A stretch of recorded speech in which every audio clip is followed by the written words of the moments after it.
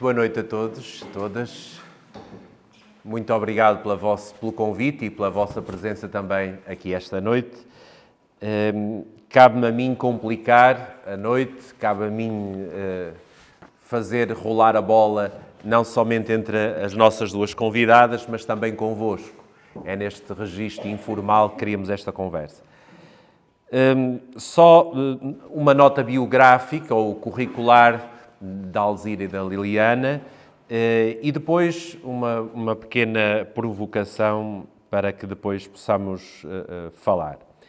Então, apresentando por ordem alfabética, a Alzira é licenciada em Línguas e Literaturas Modernas pela Faculdade de Letras da Universidade do Porto, tem mestrado em Ciências Religiosas pela Faculdade de Teologia da Católica de Braga e pós-graduação em Acompanhamento Espiritual pela Universidade Ramon Llull de Barcelona.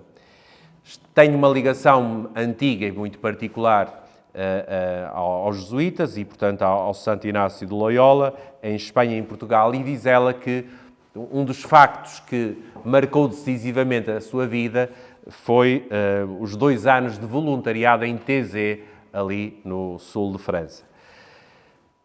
A doutora Liliana, é licenciada em Psicologia pela Universidade Católica e mestra em Psicologia, Justiça, ou Psicologia da Justiça e de Comportamentos e do Comportamento Desviante.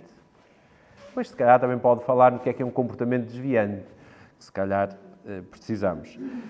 Tem formação em Peritagem de Avaliação Psicológica Forense pela UEM, doutorada em Psicologia pela Faculdade de Ciências Humanas e Sociais da Universidade do Algarve, é professora auxiliar convidada da Faculdade de Filosofia e Ciências Sociais da Universidade Católica Portuguesa, coordena a Metáfora, um centro de intervenção psicológica aqui em Braga. Tive que virar a folha ao contrário, porque é supervisora de casas de acolhimento residencial, colabora com o Seminário de São Pedro e São Paulo, o Seminário Conciliar de Braga, o Seminário de São José, o Seminário Interdiocesano e o Seminário de Nossa Senhora da Conceição. E é ainda perita dos Tribunais Eclesiásticos de Braga e Viana do Castelo. Muito obrigado às duas por terem aceitado este convite e permitam-me que comece desta maneira. Vou ler, porque não é o meu texto. Este texto é de uma nossa conterrânea. Eu vou ler só. Está bem? Que consolação para mim é sofrer. Os meus sofrimentos continuam a ser cada vez mais, mas eu não temo, porque o meu querido Jesus sofre comigo. Antes, pelo contrário, sinto-me alegre e satisfeita, porque aumentando-me os sofrimentos, melhor posso acudir aos pobres pecadores e desagravar Nosso Senhor. Ó dor, triste dor, eu te quero, eu te amo. Tu vens de Jesus e eu te amo. Tu vens de Jesus, eu te beijo, te abraço, te sorrio, com o coração e com a alma. Vivo na presença do meu Deus sem o amar, sem o conhecer, sem lhe dar nada. É a grandeza sobre o nada, o fogo no gelo, a vida na morte. Jesus quer assim. Ó vontade do meu Senhor, também eu quero-te somente a ti. Quero ser o grão na mó, quero ser cacho espremido. Sofrer e amar, mãezinha, eis a minha aspiração. Ser um nada, um puro nada.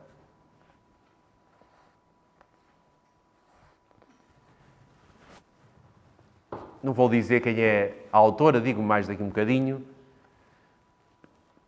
E a minha pergunta, antes de cada uma delas, por 10 minutos, fazer uma abertura do tema, estarei a falar de uma neurótica, de uma psicótica ou de uma mística?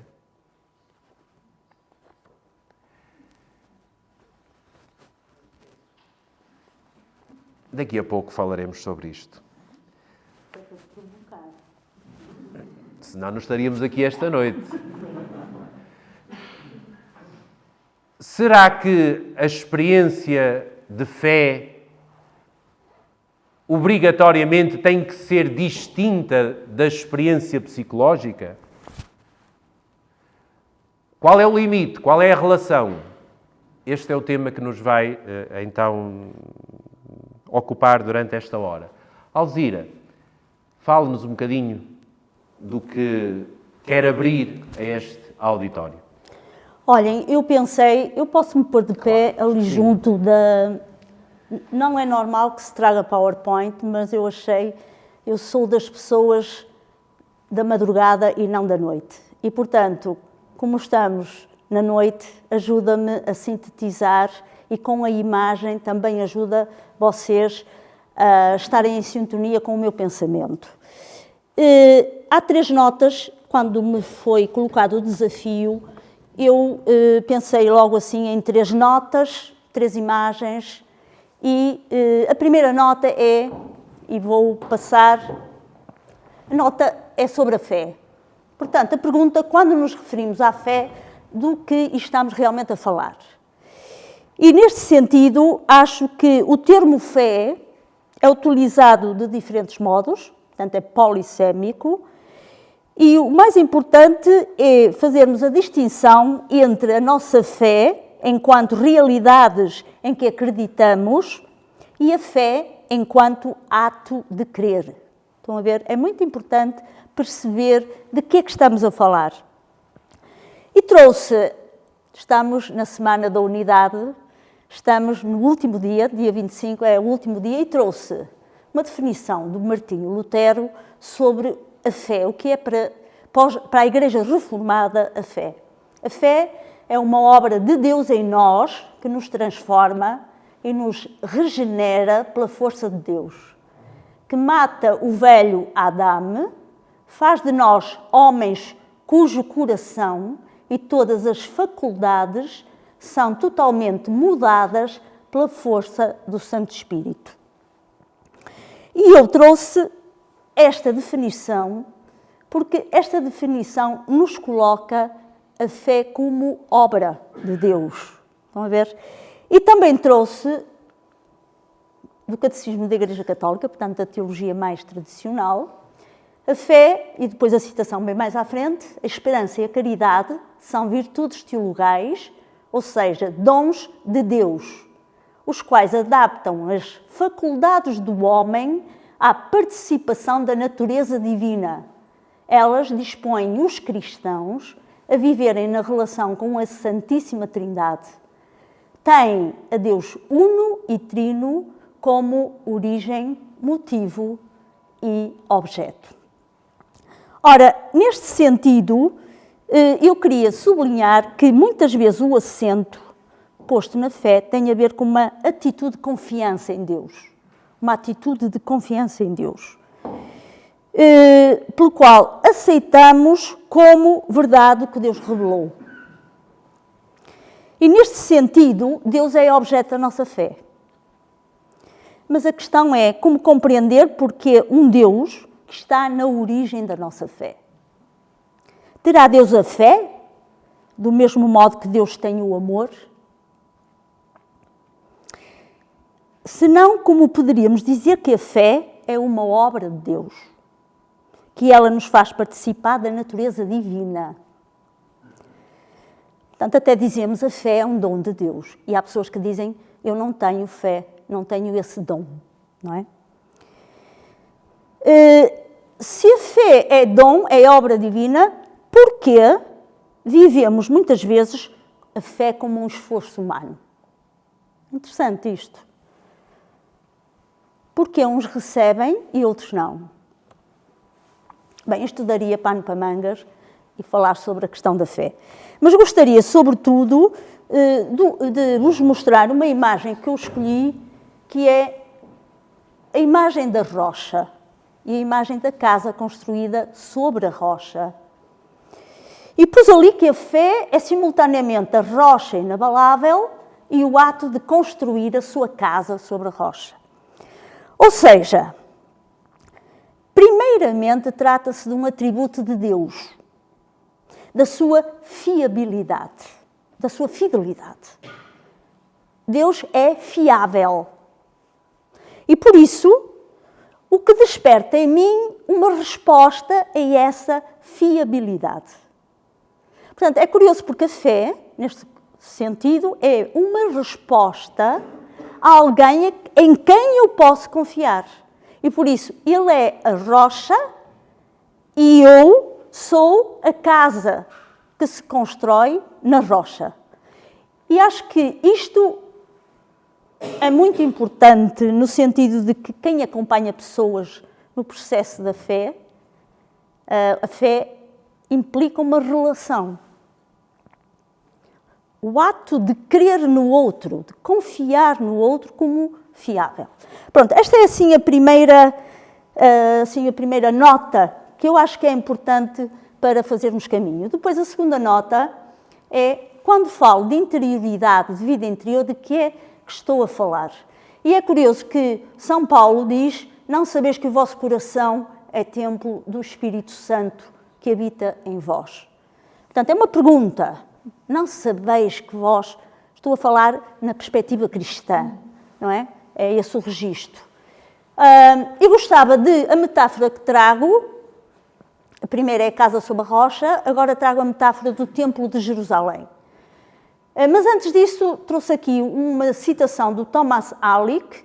As minhas fraquezas, sombras e conflitos são desafios e oportunidades. Uma aproximação aos anjos é algo pelo qual podemos ansiar depois de passar o portão da morte, mas que não podemos pretender insensatamente no campo de batalha terrestre.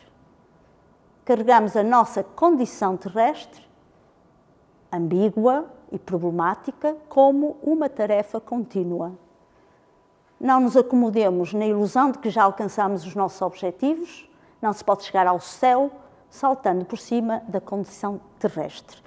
E neste sentido, vejam, a estrutura do Templo de Jerusalém, como metáfora da vida interior, tem 3 partes, o átrio, o santuário e o Santo dos Santos. Eu, na espiritualidade, com os seminaristas, trabalho um bocadinho esta dimensão para que as pessoas, para que eles possam perceber o sentido antropológico da perspectiva cristã.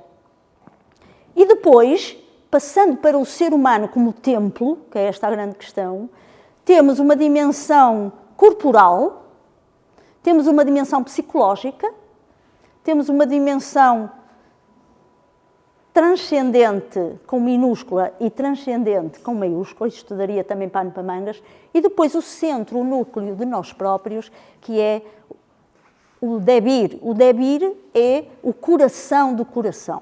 Ora, neste sentido, pronto, eu vou passar rapidamente, dimensão corporal. Vejam, a espiritualidade tem a ver com tudo isto. Às vezes pomos a espiritualidade como um anexo à vida, como qualquer coisa que tem a ver com anjos e com o etéreo, mas a espiritualidade é encarnada nestas dimensões. Dimensão corporal, o corpo como átrio, e através do qual nos tornamos presentes ao mundo, e a corporalidade como manifestação também de Deus, depois a dimensão psicológica, e nos acompanhamentos espirituais temos muito esta dimensão da pessoa humana no seu processo também de crescimento psicológico, formada por uma infinidade de aspectos, inteligência, emoções, e é bonito porque, por exemplo, no seminário, eu também trabalho no seminário, e muitas vezes trabalhamos a psicologia e o acompanhamento espiritual em conjunto. Os claros e escuros, etc. E depois, esta dimensão transcendente, ou transcendente maiúsculo, significa realmente uma dimensão que oscila entre o psicológico e o centro da pessoa habitada por Deus. E neste sentido, há pessoas que não são crentes, mas que fazem experiências de uma certa transcendência a si mesmas. Experiência do amor, experiência da perda de alguém. Há qualquer coisa, dimensões misteriosas desta experiência do transcender-se a si mesmo, que são experiências que nos podem apontar para, na dimensão crente, para um mais além de nós mesmos. E depois o coração do coração, que eu acho muito bonito, que vários místicos, falámos agora da mística, vários místicos chamam o fundo da alma, a sétima morada, o cimo do monte, ou o tabernáculo interior, e o último degrau da escada espiritual. Este centro dos centros. E neste sentido, pertence a Deus conceder a graça de entrada no centro dos centros, no coração do coração. Pronto. E neste sentido, nota terceira, ainda tenho tempo? O acompanhamento espiritual. O que é que, e a questão é, no sujeito que faz a experiência da fé cristã, precisa de ser acompanhado? O que é? E neste sentido, trouxe aqui um pensamento da Etty, que todos conhecemos. Dentro de mim há um poço muito fundo e lá dentro está Deus. Às vezes consigo lá chegar, mas acontece mais frequentemente haver pedras e cascalho no poço e aí Deus está soterrado. Então é preciso desenterrá-lo. E o nosso príncipezinho, que eu gosto muito, eu disse o príncipezinho para consigo, se tivesse 53 minutos para gastar, o que fazia era dirigir-me devagarinho para uma fonte, no contexto das pílulas, para não perder tempo. Neste sentido, a metáfora deste terceiro ponto é o poço ou a fonte. E depois evoca também o texto da Samaritana, do encontro de Jesus com a Samaritana. Ora, quando se acompanha alguém, em primeiro lugar, estamos a sublinhar um caráter vital da experiência espiritual. Vital tem a ver com vida. E discernir essa vida, estão a ver, discernir a vida com o outro. Quem faz acompanhamento ajuda o outro a perceber que dentro dele há uma fonte e que às vezes é preciso tirar as pedras. Não sou eu que vou tirar, não é o acompanhante, mas a pessoa vai tomando consciência daquilo que impede que essa fonte de água viva que a habita possa jorrar. E por isso há todo um trabalho como quem levanta uma pedra que obstrói uma fonte. E neste sentido, o acompanhamento permite à pessoa aceder ao seu nascimento pleno, ou seja, caminhar devagarinho em direção a uma fonte que a habita. E para atravessar, aos claros e escuros, às ilusões, às projeções, às imagens de Deus, que projetamos todos. E por isso, o caminhar com o outro pode haver esta experiência do confronto. E de um caminho que a pessoa vai fazendo de descoberta de si mesma, numa autoconsciência, portanto a autoconsciência, mas também de alguém que a espera e que a acolhe, esta metáfora dos braços abertos. Pronto, para já isto. Muito obrigado. Rocha, templo, fonte, três dobradiças que a Alzira quis deixar ficar connosco. Doutora Liliana, uma neurose obsessiva? Não estará a Alzira aqui a projetar muito bem, a fazer aqui um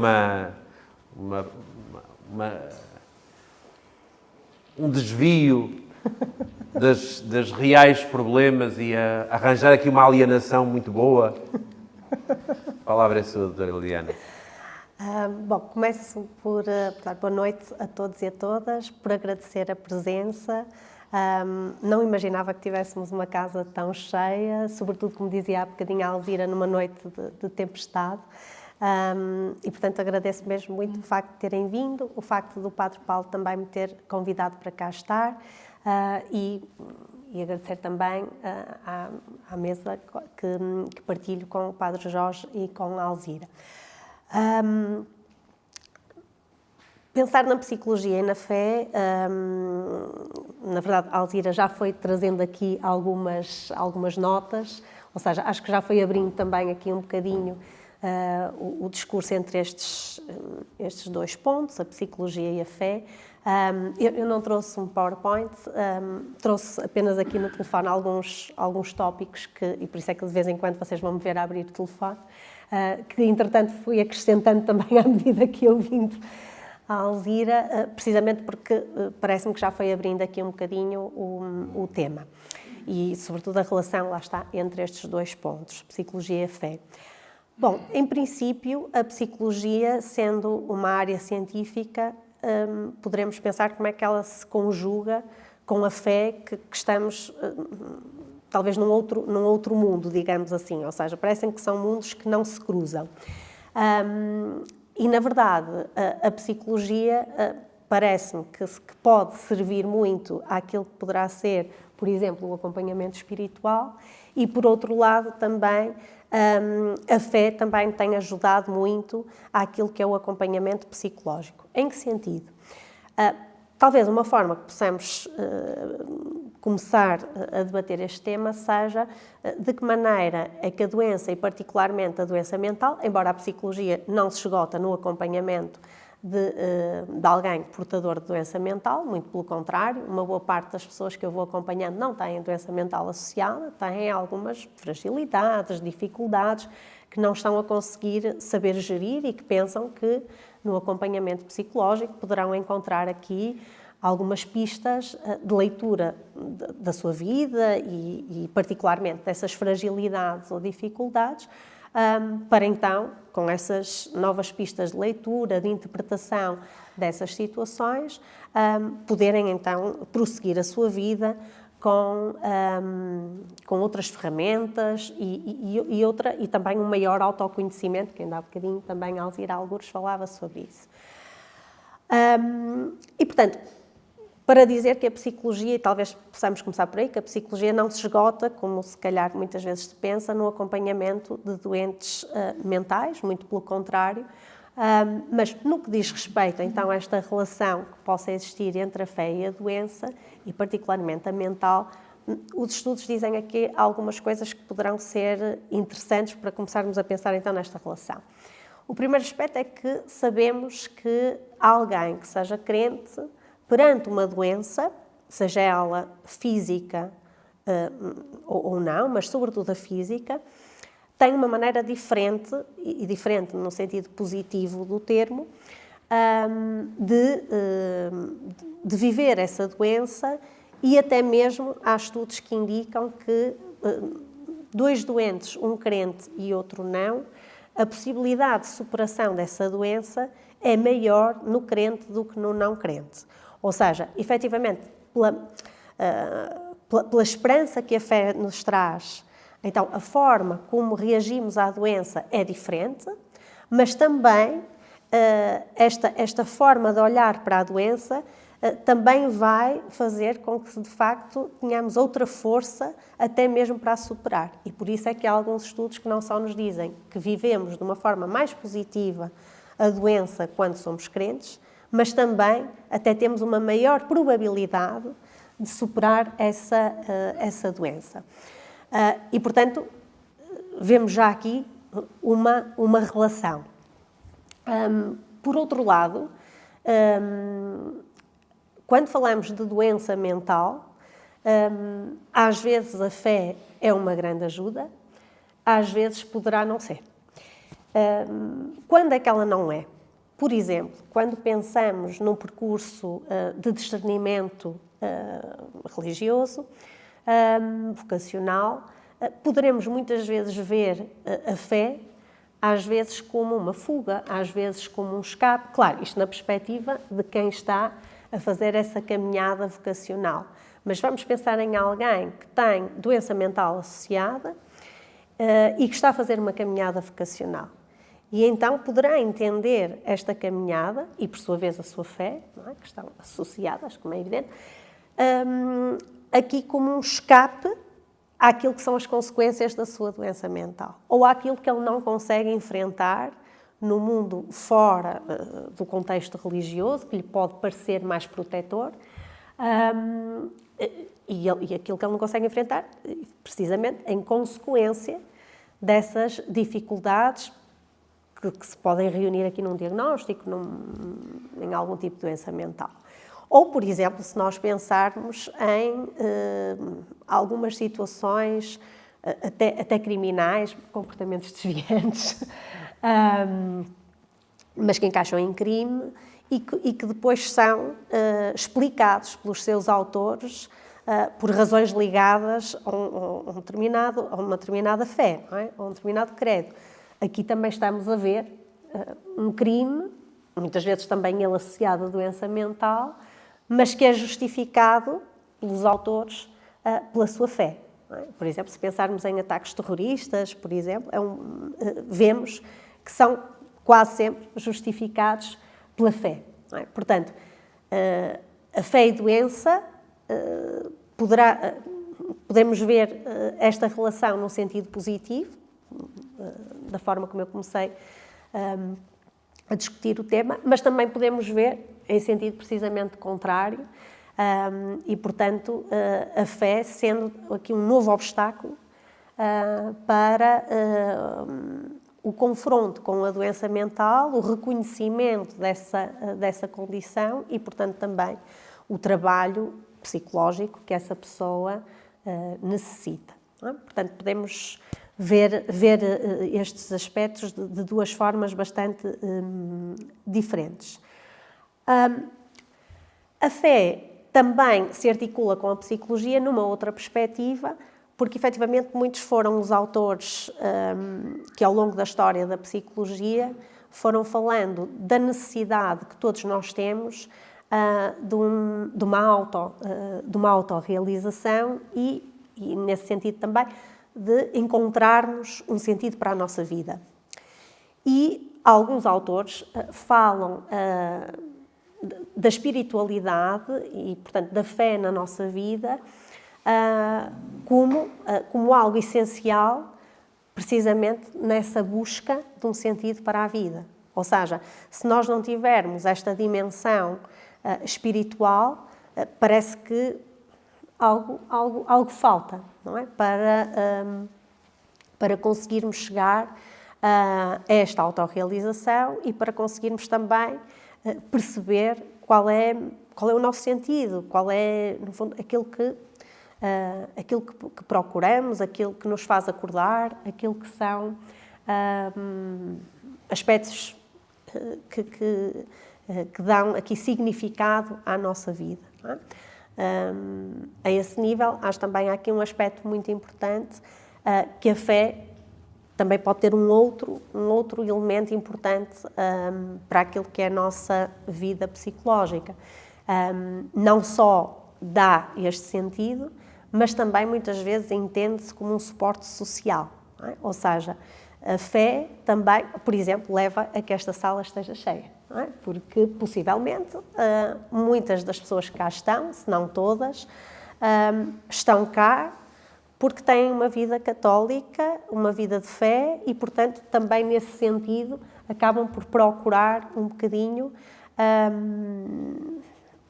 conhecer um pouco mais esta dimensão da sua vida e talvez até se encontrem amizades que, lá está, que aparecem no contexto paroquial, por exemplo, de pertença.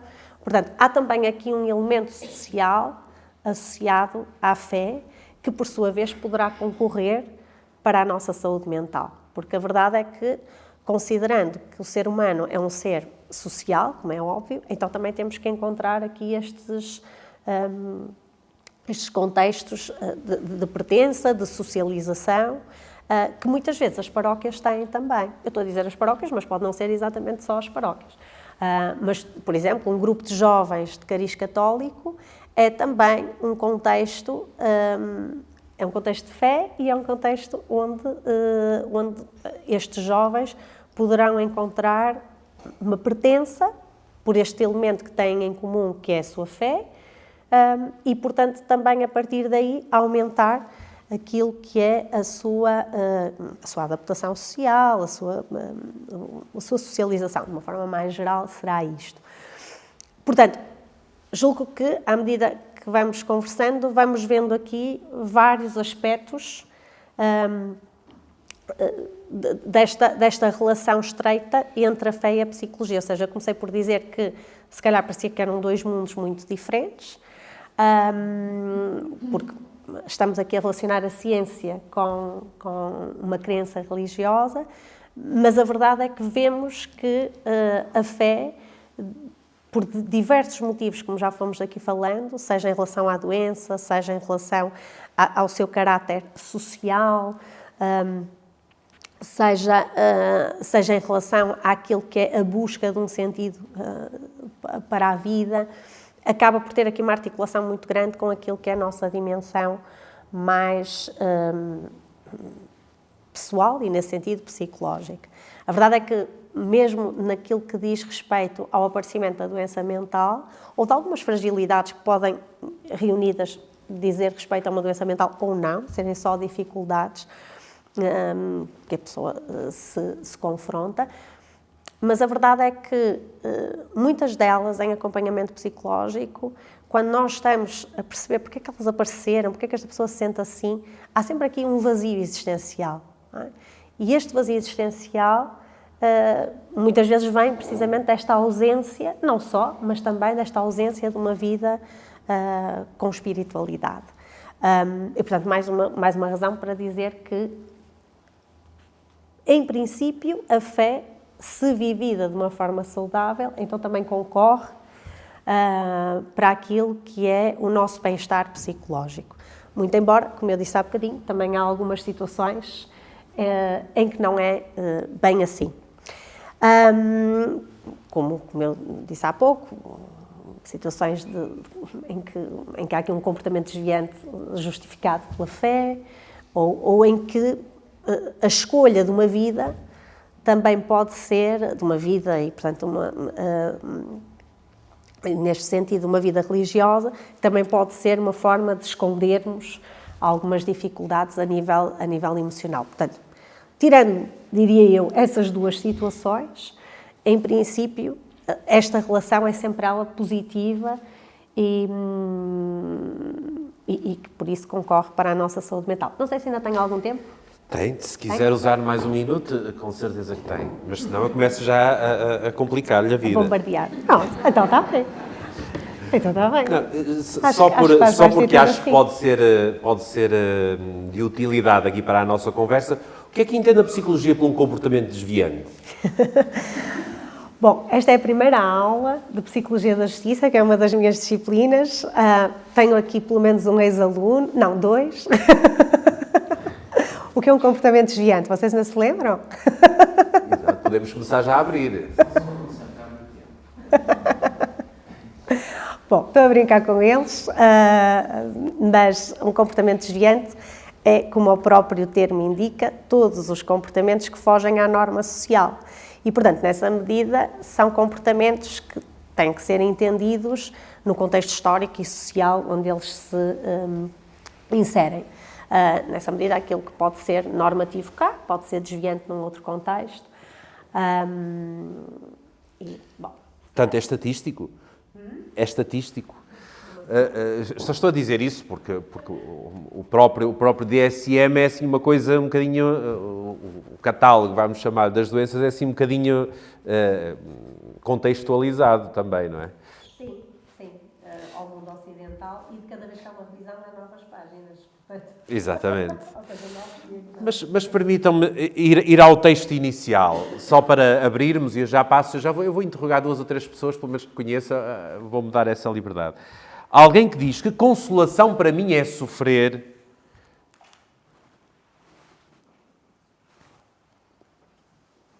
os meus sofrimentos continuam a ser cada vez maiores, mas eu não temo porque o meu Jesus sofre comigo. É uma experiência espiritual? É uma experiência psicológica? É desviante? É integrativa? Está doida? Vocês todos sabem já quem é que escreveu isto, não sabem? Acho que... Alexandrina de Balazar, Beata Alexandrina de Balazar, que é o meu crush religioso. Tenho uma particular devoção e admiração, de facto. Acho que é uma mulher fora do seu tempo, com certeza. Uma mulher que tem que ser entendida, de facto, dentro de um determinado contexto. Mas não me surpreenderia nada, tenho aqui pessoas do ramo até mais da medicina, que ela fosse catalogada como uma doença mental. Naturalissimamente. Agora, acho que a doença mental, neste caso, em nada desintegra, digamos assim, numa experiência espiritual profundíssima. Onde é que está o limite da desintegração? Ou seja, quando é que uma experiência de fé é doença, vamos chamar-lhe assim? Ou quando é que se pode aproveitar uma experiência de fé para ocultar, para mascarar, inclusive, uma doença? Passo agora um bocadinho a Alzira. A Alzira faz acompanhamento espiritual. O que é acompanhamento espiritual, afinal? É psicologia? Acompanhar é caminhar com aquele que busca e que busca profundamente uma relação com alguém. E por isso essa busca traz uma dimensão de sofrimento, às vezes, porque, por exemplo, quando partilham comigo, eu estou a viver uma experiência de secura interior. Esta secura pode ter até motivos psicológicos para explicar a secura. Às vezes, também se diz que a secura pode ser uma dimensão espiritual, também é. E por isso, o processo é sempre da escuta. Eu, por exemplo, estava a ouvir este testemunho, não conheço, porque a gente, quando está em contacto pessoal, a comunicação ultrapassa meramente as palavras. Portanto, é o corpo, é a pessoa, quando fala, se está em paz, se há uma luz no sentido visível, do modo como ela comunica. E a gente vai percebendo, nessa linguagem não verbal, também, se a coisa é desviante, se é uma projeção, se é... Portanto, a escuta empática é fundamental. Não é só um texto lido que me diz da situação da pessoa, ou do contexto da pessoa. Agora, por exemplo, eu aqui, porque ouvi, parece-me que ela dá um sentido ao sofrimento. É a questão do sentido e da interpretação. Claro, com um tipo de linguagem de uma época ou de uma experiência religiosa, porque quem lê parece que o Cristo quer que ela sofra. Estão a ver? É por isso que a linguagem é perigosa no sentido de traduzir experiências. Eu digo sempre que a linguagem fica muito aquém da experiência profunda. E por isso às vezes usam-se as metáforas para traduzir, e todos nós temos essa experiência no amor, para traduzir uma experiência de amor, ou do inefável, ou de um encontro mais profundo, não encontramos uma linguagem adequada. E às vezes recorremos à nossa linguagem das catequeses. E acredito que o sentido que ela dá ao sofrimento como uma comunhão com alguém, que ela descreve com, eu diria, com um tipo de linguagem que toca um bocadinho o masoquismo, ou pode tocar.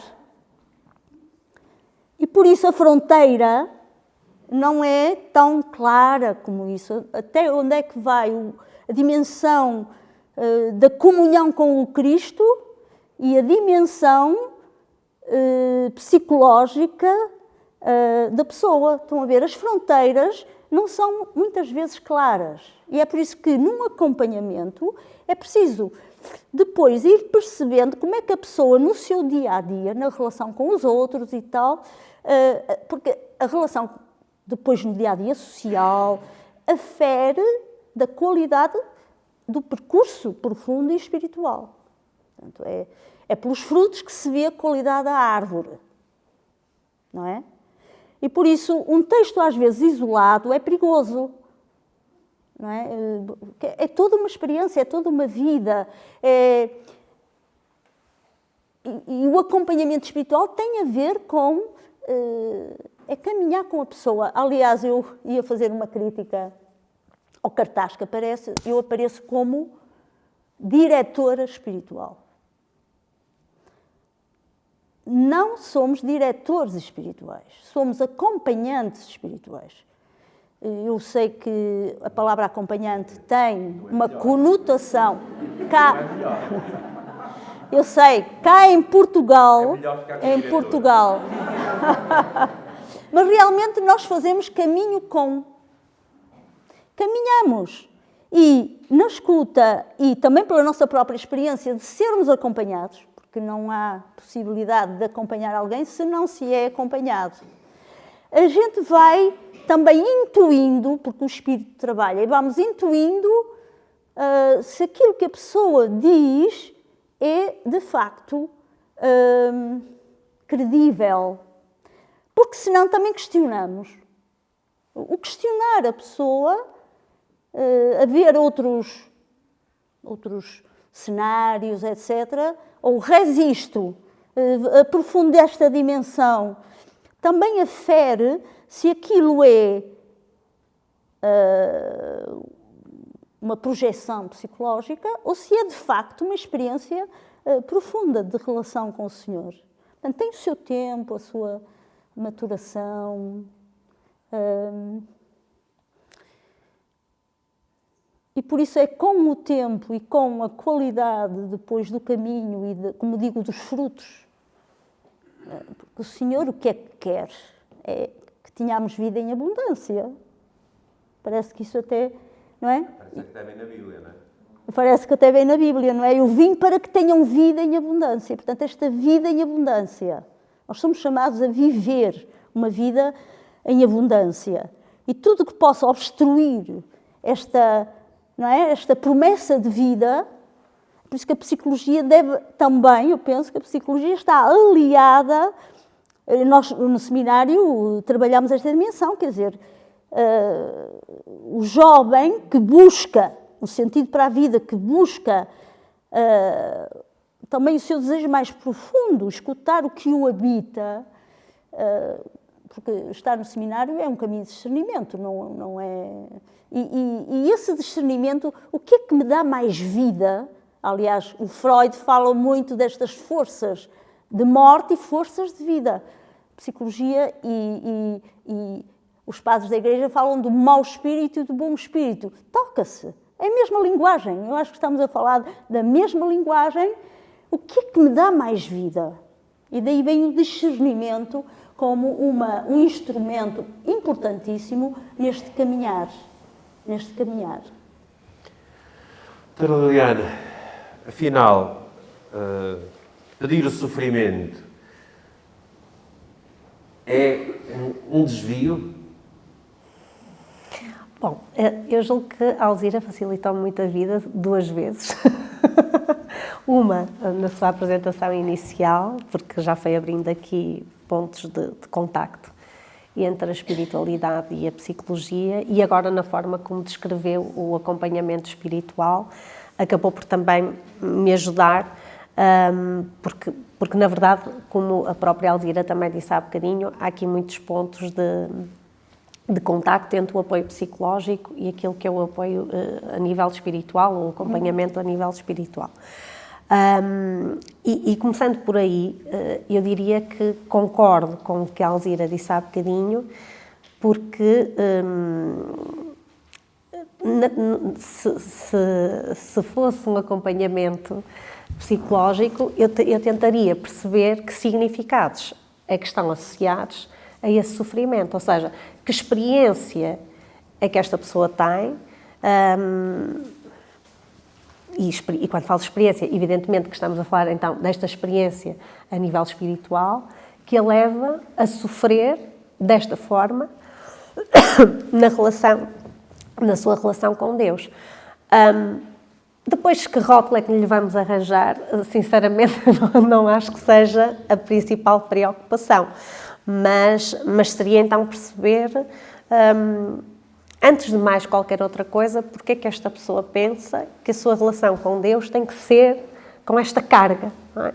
Que é exatamente ao contrário daquilo que a Alzira estava a dizer, não é? Ou seja, se Deus nos chama a viver em abundância, em princípio, não tem que ser com este sofrimento, não é? Então, porquê que esta pessoa, na sua experiência com Deus, pensa que tem que ser com esta carga negativa? Eu penso que, enfim, se eu a acompanhasse, seria a minha primeira pergunta seria essa, não é? Porquê que tem que haver esta carga? E possivelmente tem que ver também com a ideia de Deus que esta pessoa foi criando, não é? E com a ideia também daquilo que Deus nos pede. Imagino que também seja um bocadinho por aí, não é? Agora, se depois isto encaixa num quadro psicopatológico ou não penso que isso seja exatamente o que nos deveria preocupar. Não. Então desculpe, já termino. Vamos abrir aqui aos nossos estimados convidados. O que vos suscita isto? Dona Sílvia, onde está a Dona Sílvia? Onde é que está a Dona Sílvia? Oi, está aqui. A Dona Sílvia teve um problema de saúde física aqui há uns tempos atrás. Foi importante a fé na sua recuperação? Foi, Padre Jorge. Quando a médica me disse que eu tinha cancro, fiquei muito revoltada contra Deus.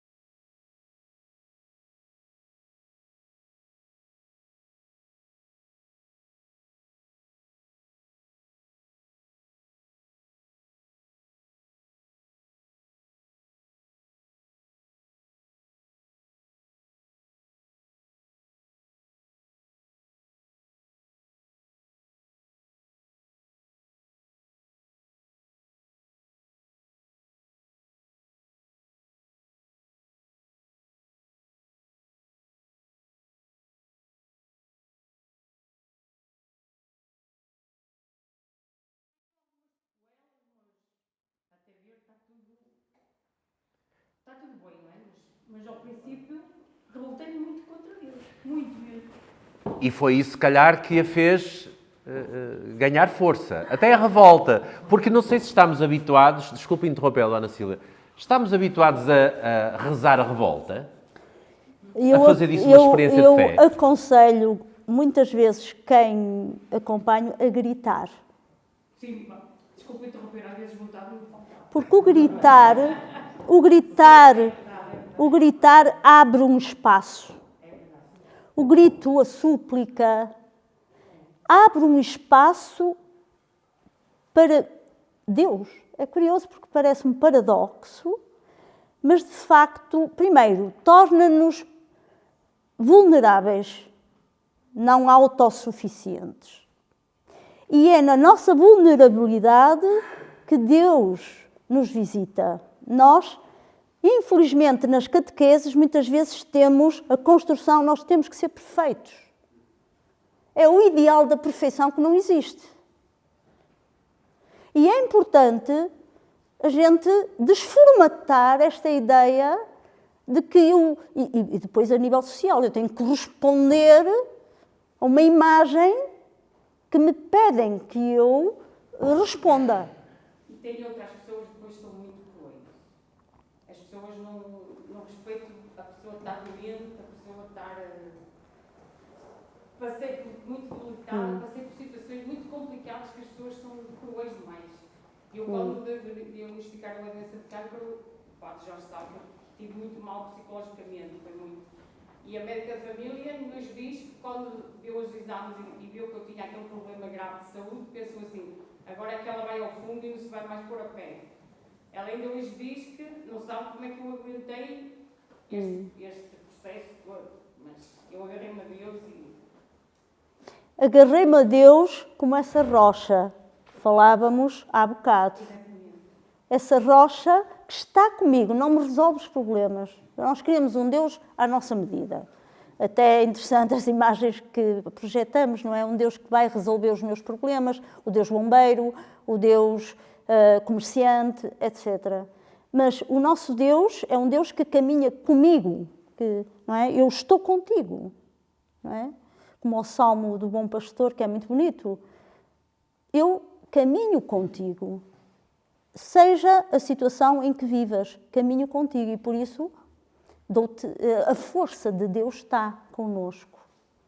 Depois tive uma pessoa que me ajudou muito, portanto, o Padre Jorge conhece bem, o Padre João Enviar, eu fiz vários tratamentos junto com ele e às vezes eu saía daqui eu junto com ele e eu saía mesmo de rastros mesmo, e ele saía com algo, com uma energia daquela sala de químio.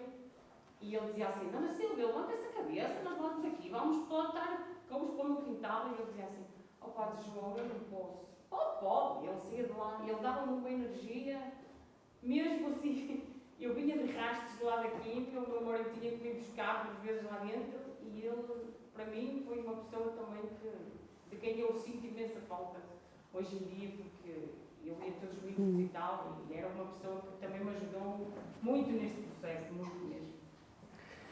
Doutora Liliana, pegando no que está a dizer a Dona Silvia, no que disse a doutora Alzira, como é que o autoconhecimento e, se quisermos até o reconhecimento das emoções, podem permitir uma experiência de fé espiritual, religiosa, porventura, mais saudável? Há bocadinho eu ouvi a Alzira e eu ia fazer um comentário, precisamente estava à espera que tivesse a oportunidade, de uma coisa que a Alzira disse que para mim é essencial. O acompanhamento psicológico e, penso eu, também o espiritual, só podem acontecer se começarmos por conseguir reconhecer que temos as nossas vulnerabilidades e confrontarmos-nos com elas. E, por sua vez, este confronto com a vulnerabilidade acaba por, muitas vezes, ser comprometido por esta ideia desta perfeição que há bocadinho a Alzira falava e que eu encontrei muitas pessoas que eu vou acompanhando, mas então religiosos mais ainda. Muitas vezes os religiosos têm esta ideia de se eu vou ser um modelo para os outros, então eu tenho que ser quase perfeito, ou mesmo perfeito.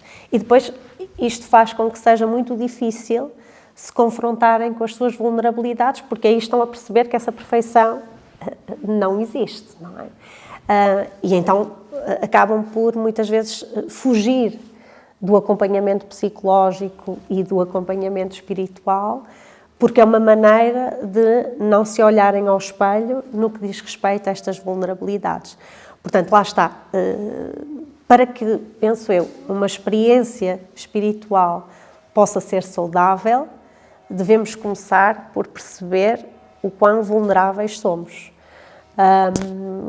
O quão, também, nesse sentido, as nossas limitações, as nossas falhas, e a partir daqui fazermos um caminho. Não um caminho para ascendermos a esta perfeição, não é nada disso, mas um caminho de verdade, um caminho, e nesse sentido, de reconhecimento do que somos.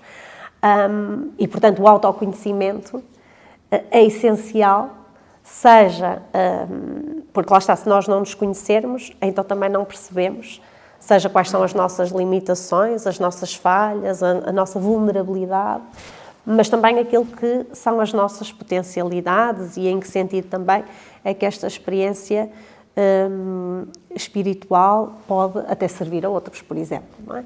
Portanto, o nosso autoconhecimento é essencial para isso. Agora, eu creio é que é difícil este confronto, também pela ideia que a nossa cultura muitas vezes nos passa daquilo que devemos ser, não é? E da forma como devemos viver também esta dimensão espiritual. E lá está, e daí todas estas dificuldades. Mas sim, sem nos conhecermos, tudo o resto me parece altamente comprometido. Não é? Por exemplo, no acompanhamento, voltando um bocadinho àquilo que eu dizia há bocado, no acompanhamento de um seminarista ou até mesmo já de alguém ordenado, evidentemente que se não fazemos aqui um processo de autoconhecimento, como é que a psicologia vai auxiliar esta caminhada vocacional de discernimento que há bocadinho a Alzira falava? É impossível. Porque se não fazemos esta caminhada de autoconhecimento, esta pessoa também não vai entender de onde vem este chamamento, de onde vem este sentido para a vida que esta pessoa pensa que estará no sacerdócio, por exemplo. Não é? A mesma coisa se estivermos a pensar em alguém que pensa em se casar ou até já mesmo casado, ou seja no matrimónio, seja no sacerdócio, se nós não nos conhecemos e se não estamos livres, disponíveis para nos conhecermos, para nos olharmos verdadeiramente ao espelho, então toda esta descoberta da razão pela qual temos determinada vocação, seja ela matrimonial ou sacerdotal, quebra-se. É impossível. Não conseguimos fazer essa caminhada. Portanto, acho que tudo começa por esta desconstrução do que é que devemos ser. E aí sim, acho que as catequeses podem ter aqui um papel muito relevante, né? Naquilo que pode ser esta ideia do que devemos ser, como devemos nos comportar, como devemos estar, qual é o sentido desta espiritualidade na nossa vida. Acho que sim. Abro para vocês, para não ser aqui um triálogo. Já abri um bocadinho ali à Dona Sílvia. Alguém quer colocar alguma questão? À doutora Alzira, à doutora Liana? Alguém que quer? Sim, a mim também, mas eu sou perigoso nessa abordagem. Alguém quer colocar alguma questão? Eu tenho aqui uma série delas.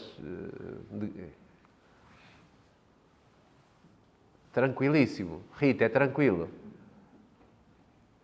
A nossa psicóloga mais jovem aqui presente, se calhar, encartada.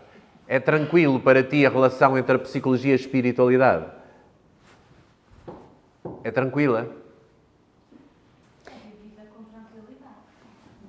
Muito bem. Mas tudo aquilo que é importante para o nosso utente, o nosso cliente, é importante para nós. Muito bem. Sempre ajustada. Que é importante para o nosso cliente, é importante para nós. E muito bem, atenção, eu estou a ratificar o que ela está a dizer. Eu trouxe comigo, não para ler, como é óbvio. Deixe-me só dizer uma coisa. Há uma relação entre a psicologia e a fé, portanto, e o acompanhamento espiritual, mas também é muito importante conhecer a fronteira. Há dimensões, por exemplo, no acompanhamento que eu percebo que há ali um problema psicológico e que eu sei, às vezes conversando, olha, porque não, eu sugeri, é bom a gente sugerir um acompanhamento psicológico, porque percebemos que eu posso ir com esta pessoa até aqui, mas a partir daqui já não é da minha competência. E às vezes é o contrário. Por exemplo, às vezes, voltando à pergunta de há bocadinho de Padre Jorge, às vezes eu vejo que a imagem de Deus é uma imagem que, se eu quiser, do ponto de vista psicológico, é patológica, mas que se encaixa numa experiência de fé que tem que ser também analisada, não só do ponto de vista psicológico, mas também no acompanhamento espiritual. E muitas vezes, seja pessoas que acompanhamos em conjunto ou com outros diretores espirituais. Eu só estou a rir pela palavra.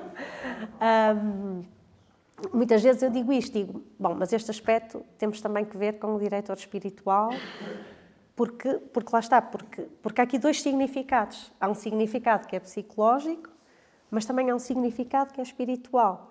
E se nós não lermos a situação com as duas faces, é redutor. E não vamos conseguir ajudar essa pessoa. Portanto, na verdade, eu acho que precisamos tanto do acompanhamento espiritual, como o acompanhamento espiritual, em algumas situações, também precisa da psicologia. Acho que é aqui um diálogo essencial. Eu trouxe aqui só para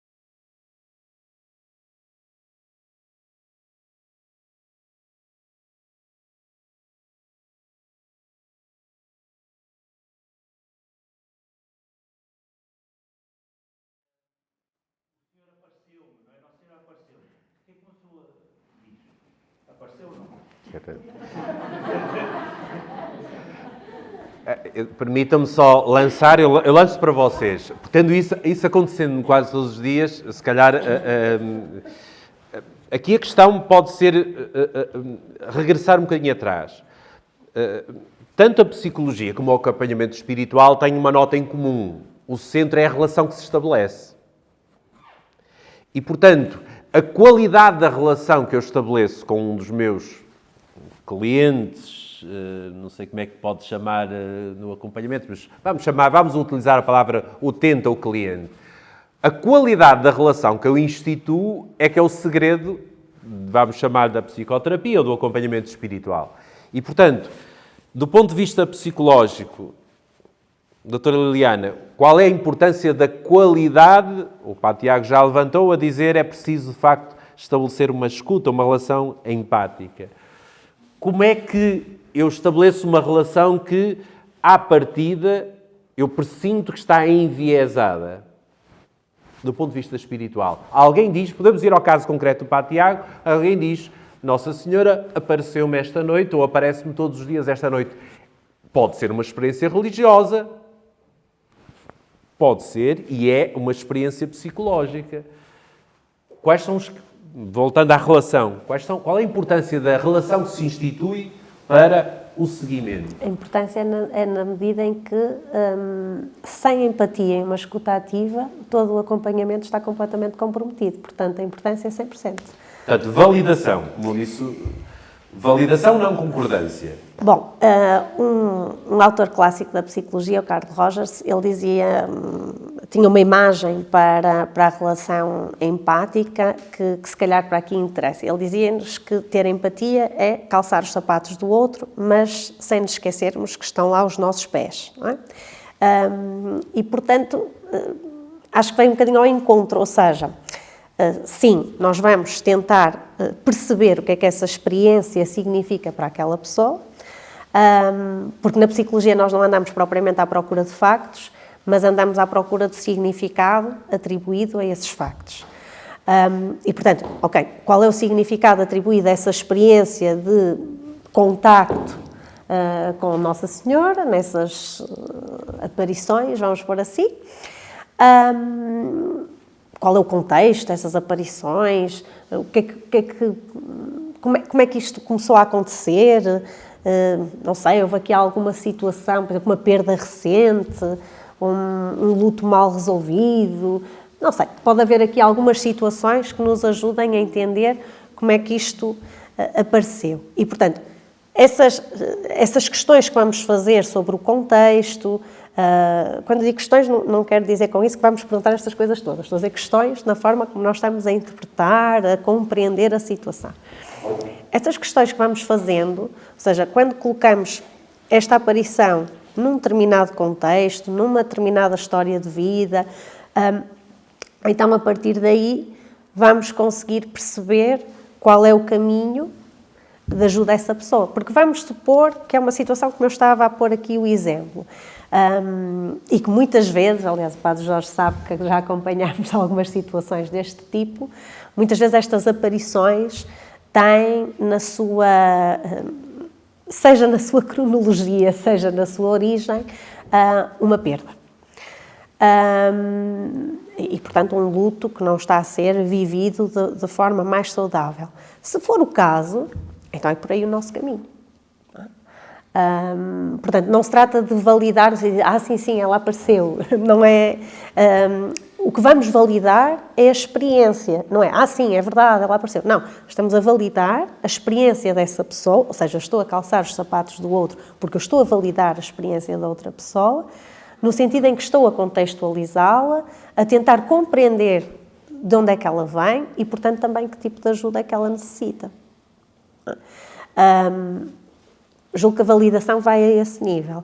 E não propriamente, sim, ela está aqui ou não está. Validar e concordar são coisas bastante distintas. Sim. Mas então, os pastorinhos, meu Deus, sofreram uma perda.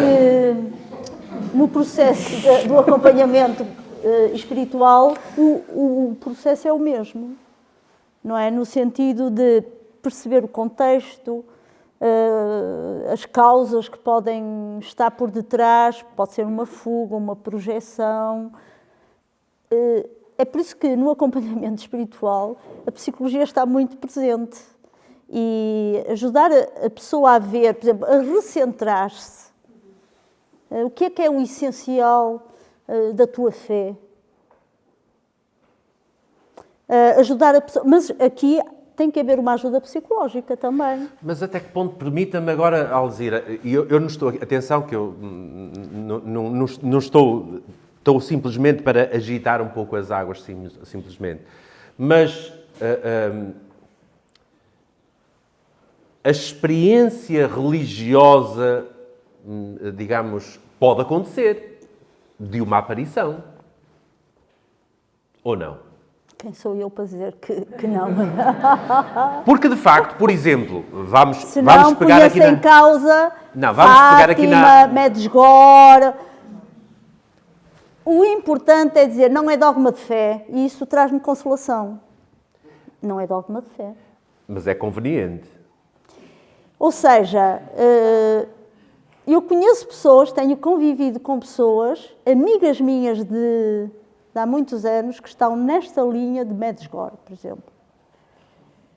E da Medjugorje, que é... Na Bósnia. Na Bósnia. Um local onde supostamente há aparições. Onde supostamente há aparições, a Igreja Católica ainda não se definiu. Acompanha e tal. Pronto, há ali... Mas é curioso que o perfil das pessoas que eu conheço, que vão numa linha muito de adesão, têm todas um perfil psicológico interessante. Psicológico ou psicótico? Eu não digo que é desviante, mas há todo um historial por detrás, uma perdas. É curioso, porque é transversal. E há uma projeção, aliás, é uma das questões que se põe, se não há ali também histeria, porque é importante perceber o que é a histeria. A histeria, eu não explico a histeria porque temos aqui a Liliana, mas perceber o que é o perigo de uma projeção e chamar a isso uma experiência religiosa, isto é perigoso. Sim. Muito perigoso. A Alexandrina de Balazar tinha experiências vamos chamar-lhe místicas, encontros profundíssimos, desculpem estar a mostrar a Alexandrina, e volto a dizer, não é para brincar com a Alexandrina, porque é efetivamente uma pessoa que eu tenho uma admiração profundíssima. Ela tinha, todas as sextas-feiras, tinha um encontro com o Nosso Senhor. E era uma experiência intensíssima, do ponto de vista corporal, físico. Portanto, não era uma experiência simplesmente de histeria, digamos, coletiva, não era simplesmente uma... E, portanto, mas no seu tempo, ela foi... Aliás, os diretores espirituais dela foram sempre expulsos, porque dizia isso não pode acontecer. As estruturas sempre disseram isso não pode acontecer. Não pode acontecer. Até que ponto, eu estou aqui a tentar... Até que ponto é que, obviamente, uma experiência psicológica que nela era vamos chamar-lhe integradora da sua vida, ela tinha um sentido muito, muito bom, mas, de facto, também lhe impediam, ou nunca foi reconhecido, ou não é, ou há uma resistência de que fosse uma ação extraordinária de Deus. Eu acredito que há experiências místicas. As experiências de encontro, de relação com o Senhor, nós temos uma na história da Igreja.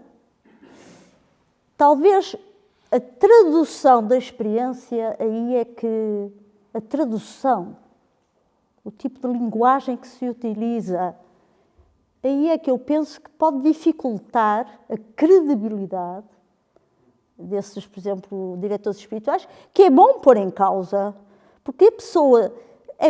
o Santo Inácio tem uma regra muito importante, que é a durabilidade da experiência, da paz que se sente, é um sinal credível da experiência. Pelos frutos, a árvore. Mas no tempo, e é preciso dar tempo, é por isso que eu acho que até é positivo, porque a comunhão com Deus é possível, a Deus tudo é possível. Vamos nós dizer que a Deus, olha, não te podes comunicar com as pessoas. Às vezes eu ouço, e isso choca-me, ouço dizer, pessoas, até sacerdotes, que dizem que é impossível Deus falar à pessoa. Deus fala-nos de muitos modos. Comunica-se, e é importante que cada um vá descobrindo a gramática com que Deus comunica com a pessoa. Pois tem. É ensinar a ler, nos sinais, a linguagem de Deus. Portanto, não, eu creio perfeitamente que há uma experiência mística de encontro. Porque Deus busca-nos e o seu desejo é o encontro. Ora, e à medida que há alguém disponível, porque é bonita a disponibilidade, a busca, Deus está à nossa espera. Às vezes as brechas e as fragilidades também são oportunidades para que Deus se comunique no meio da nossa imperfeição. A vulnerabilidade assumida. Assumida. E às vezes eu digo aos seminaristas, quanto mais eu me conheço a mim próprio e me conheço nas minhas sombras e compulsões, etc., mas isso é indicativo de que a minha relação com Deus é próxima, porque a luz de Deus faz-me conhecer a mim próprio. É como estar junto. A Santa Teresa tinha aquela história da vidraça, que quando a luz do sol incidia na vidraça, vemos todas as porcarias que há na vidraça. Quanto mais eu tenho uma relação profunda com o Senhor, mais me conheço a mim próprio. E isso é que é bonito, que é um dinamismo. Mais me conheço, mais me vejo a mim próprio. Mas vejo-me a mim próprio, a mim própria, não no sentido de me castigar, porque nós somos peritos em castigarmos-nos. Andamos sempre com um chicotezinho a bater-nos. Também por esta questão cultural da perfeição que falávamos há bocado. Temos dificuldade dessa aceitação profunda de nós mesmos com esta luz e sombras. E a partir do momento em que nos desarmamos, o problema é que nos colocamos diante de Deus com máscaras também. Como os meninos bem comportados, que nos ensinaram na catequese. Olha que se não te comportas assim, Deus ralha, e tal. Portanto, nós estamos numa forma e precisamos de uma abertura e de aceitação de nós próprios. Eu acho que o problema maior não está em Deus, está em nós. Na falta de capacidade de aceitação de nós mesmos, na nossa luz e sombra, assim, nos nossos buracos. Há um livro muito bonito que fala, o título é Evangelização das Nossas Profundidades. Diga, continuo. Eu só vou referir-me a isso, porque só para abrir, aqui há pouco tempo, pouco tempo, não foi assim há tão pouco tempo, foi constituído um grupo de trabalho em França, a pedido da Conferência Episcopal Francesa, para que se estudasse a relação entre a espiritualidade e a psicologia. Sobretudo, analisando os grupos de evangelização do profundo, de cura psicológica, portanto, juntando a palavra cura no sentido espiritual. E, de facto, há aquele relatório que tenho ali, traduz muitos equívocos. E daí também a fazer sentido esta nossa reflexão desta noite. Porque, facilmente, a vulnerabilidade é escondida por trás da santidade. E, portanto, se calhar estamos aqui no centro da questão. Permitam-me só um elemento mais... Ou não, desculpem. Falem vocês. O que é que vocês querem perguntar? Força. Muito mais terra a terra, imagino. No dia a dia é vulgar as pessoas solicitarem acompanhamento psicológico.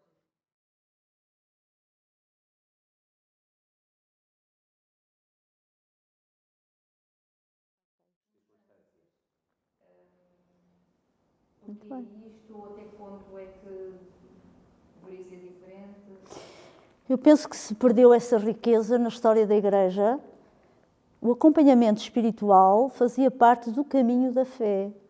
Fazia parte, nos primórdios da Igreja, o caminhar com um outro.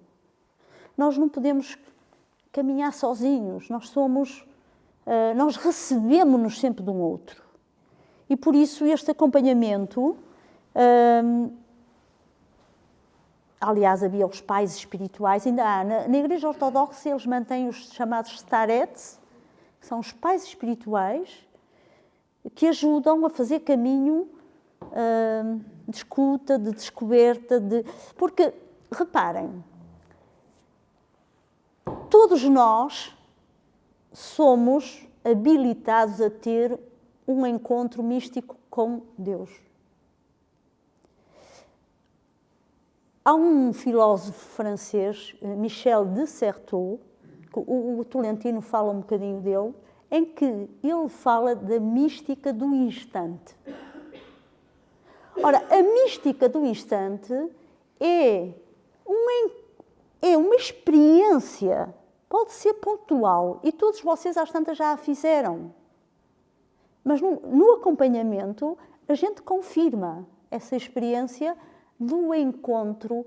Eu tive, na hora X, naquele local, um momento, havia alguém que dizia um toque.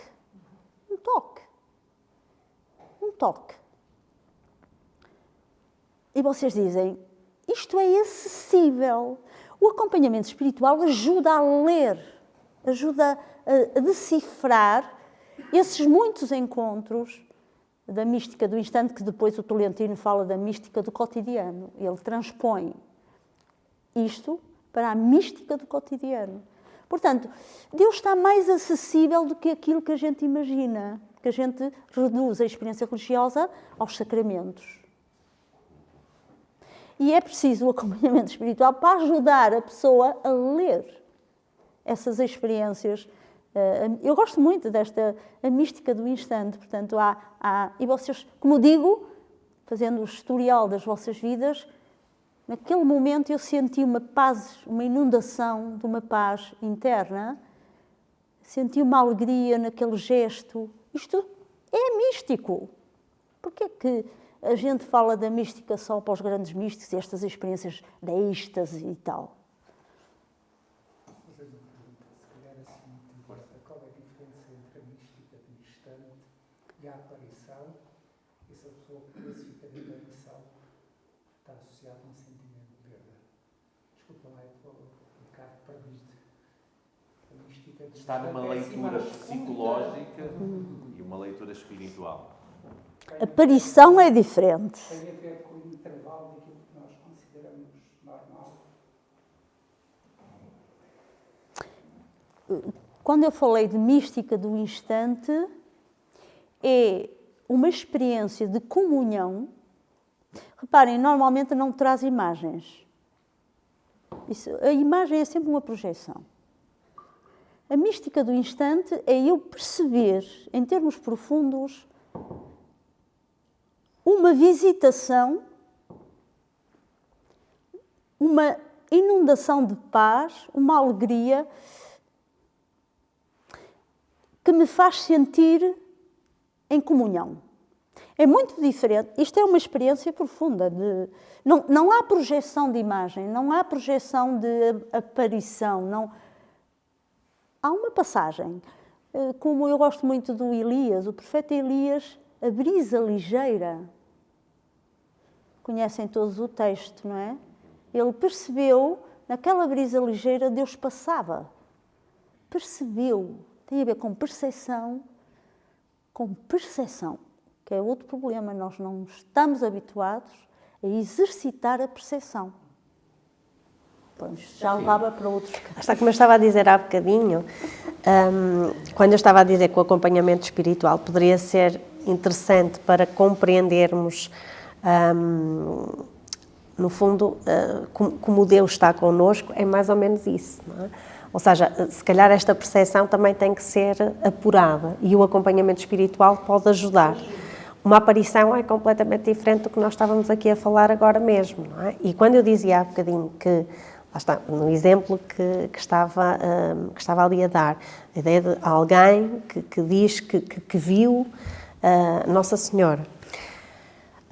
Claro, nós podemos perceber, ou melhor, podemos tentar ajudar esta pessoa a ler esse encontro de uma forma espiritual, de uma forma psicológica, mas no que me diz respeito, e foi aí que eu falei da perda, o que eu tentaria entender é o contexto desse encontro, a cronologia desse encontro também, e, portanto, se realmente há aqui alguns fatores da vida dessa pessoa que nos podem ajudar a perceber qual é, no fundo, o contexto psicológico em que isso acontece, exatamente. E lá está, como eu estava a dizer há bocadinho, muitas vezes estas supostas aparições, lá está, como há uma certa projeção, como dizia ali a Alzira, são uma forma, por exemplo, de integrarmos uma perda que não estamos a conseguir viver de uma forma muito saudável. Não é? Eu vou-lhe dar um exemplo só para entender melhor. Imagina alguém que tem aqui um luto que não está a ser vivido de uma forma saudável e que, de repente, acha que, através de uma experiência, por exemplo, de uma aparição, que Deus lhe vem dizer o que é que aquela pessoa não disse em vida, ou os desejos dessa pessoa para quem deixou, digamos assim. Imagine, não é? Isto acontece muito. Pode acontecer nos sonhos? Pode ser em sonho, ou então a pessoa pode dizer que ouve, por exemplo, ou até vê. Depende. E isto muitas vezes tem que ver, lá está, será que estamos mesmo perante uma experiência espiritual? Ou será que estamos perante alguém que não está a conseguir viver a falta daquela pessoa, a perda daquela pessoa, e que portanto, esta ideia de que eu estou a ouvir o que ela quer de mim, ou estou a ouvir o que ela gostaria de me ter dito e não disse, não teve tempo para isso, e então a partir daqui eu vou conseguir gerir melhor esta perda. Porque estas supostas aparições, não é, levam a que aquela pessoa continue presente. Não é? Ou seja, aquela ausência física quebra-se através dessas aparições. Estamos a entrar na parte interessante, que é, estamos a começar a divergir, porque, de facto, a doutora Liliana diz, é uma experiência, porventura, é uma experiência psicológica, mas a Alzira pode dizer, mas é uma experiência psicológica que Deus permite, e que permite como libertação.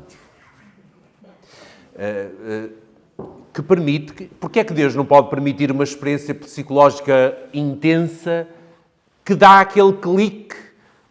Para quem acompanha pais que perderam filhos, é muito comum. Eles dizem, eu estava na minha cama, vi o meu filho a subir pela janela e disse, mãe, eu estou bem. Obviamente que, do ponto de vista psicológico, lê-se através da perda.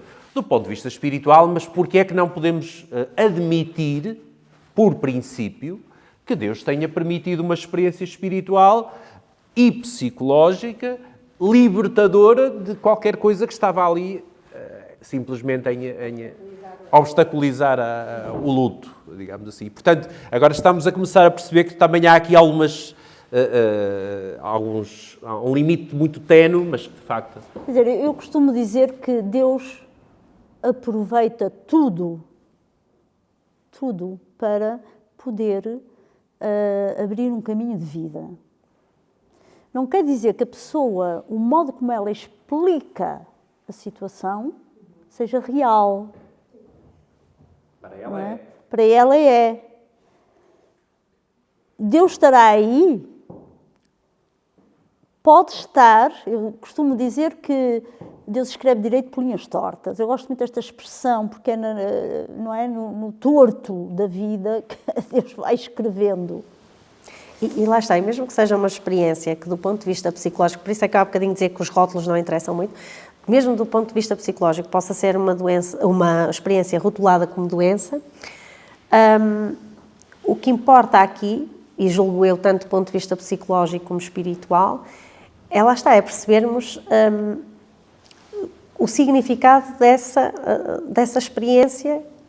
Pode ser ou não patológica, mas o que interessa não é bem isso, não é, a doença, então não é espiritual. Não, pode ser exatamente, a doença pode ser a forma de expressão. Lá está, No fundo, se a experiência é integrativa, se a pessoa fica, depois dessa experiência, a pessoa fica transformada no sentido positivo, mais funcional, no fundo... Qual é a questão da necessidade de colocar rótulos, não é? É isto ou é aquilo? Permita-me, regressando à pergunta da doutora Maria José Costeira, é muito curioso que, neste momento, o acompanhamento espiritual está a ser difundido de uma maneira quase selvagem, diria eu, a expressão é forçada, por causa dos cuidados paliativos.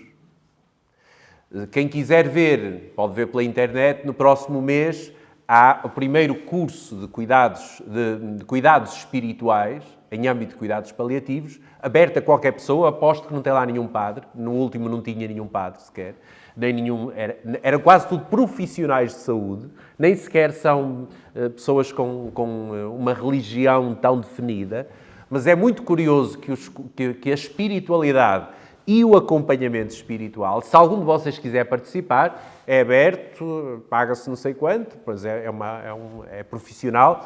E é muito curioso que, por exemplo, a Universidade de Leiria, ou o Instituto, acho que é o Instituto, esteja a desenvolver áreas de investigação, por exemplo, sobre a esperança.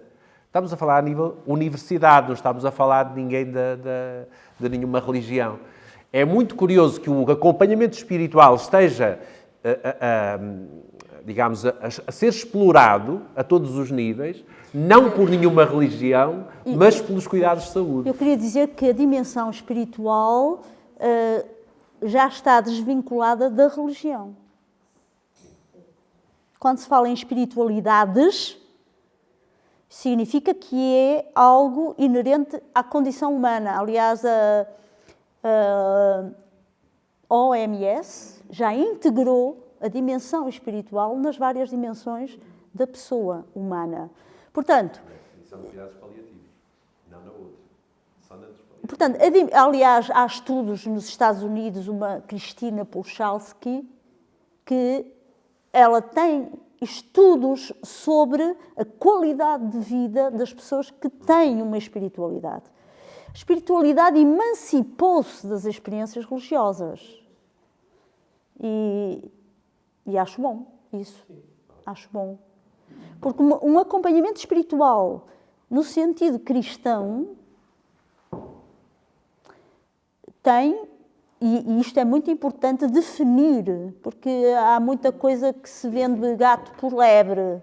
E não é, porque o acompanhamento espiritual, no sentido cristão, tem uma dimensão de relação com Cristo. Não vamos escamotear aqui as coisas, não é? Há um caminho de relação com este Cristo que nos acompanha e de comunhão. Mas esta abertura que hoje, e aliás também todas as outras religiões orientais, quer dizer, há realmente um menu de possibilidades.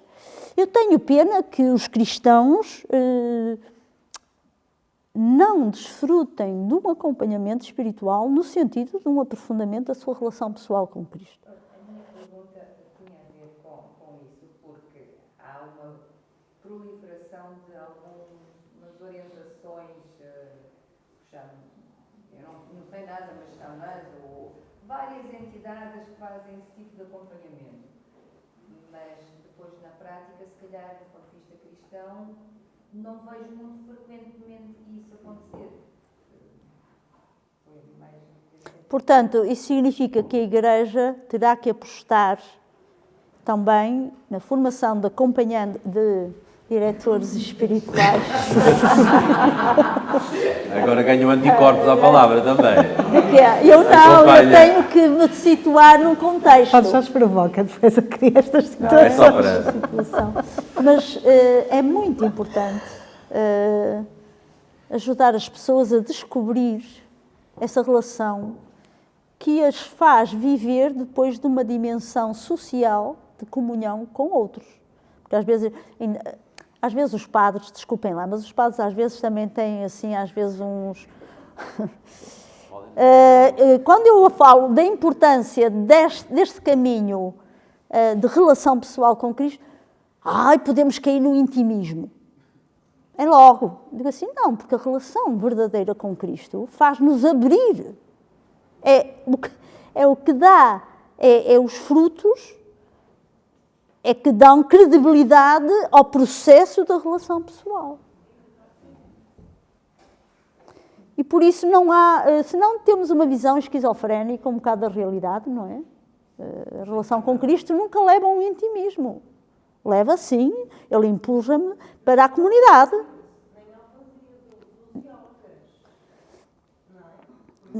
Nem ao vazio dos iogas?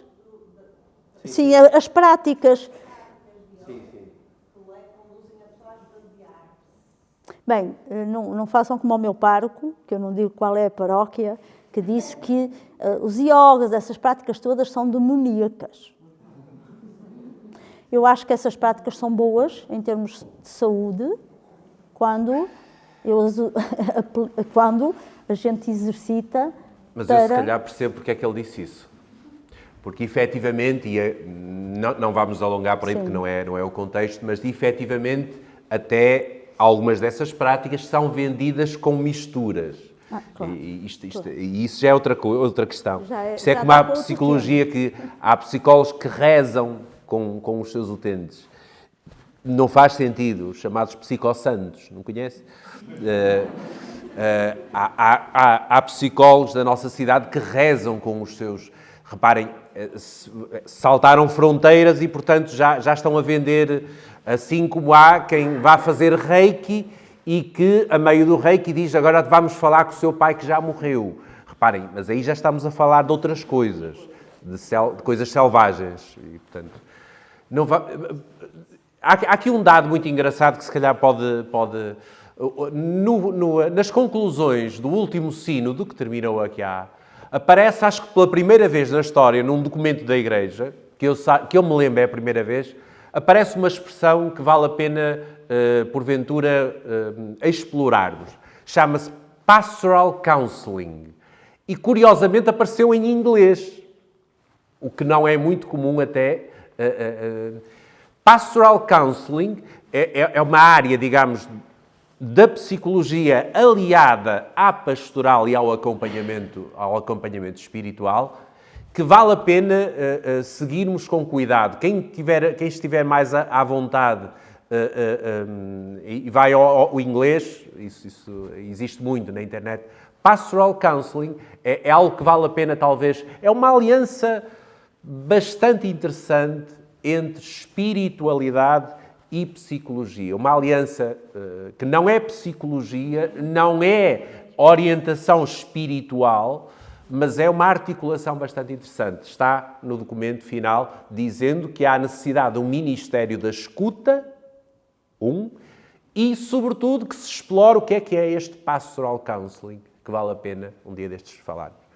Acho que, se não houver nenhuma pergunta assim mesmo urgente, vamos dar por encerrado, porque senão estendemos a nossa noite demasiado. Alguma questão assim urgente, aflitiva? Doutora Liliana, muito obrigado pelo seu contributo para esta reflexão, sempre muito lúcida, sempre muito tranquila, o que é muito bom. Muito obrigado também... agora, eu ia dizer doutora, depois ia dizer Alzira, e depois doutora Alzira já não saía. Doutora Alzira, muito obrigado também pela sua experiência, que nota-se que não é simplesmente uma racionalidade, é algo que experimenta, algo que vive, nota-se pela maneira também como comunica. Muito obrigado a todos pela vossa atenção, muito obrigado ao convite.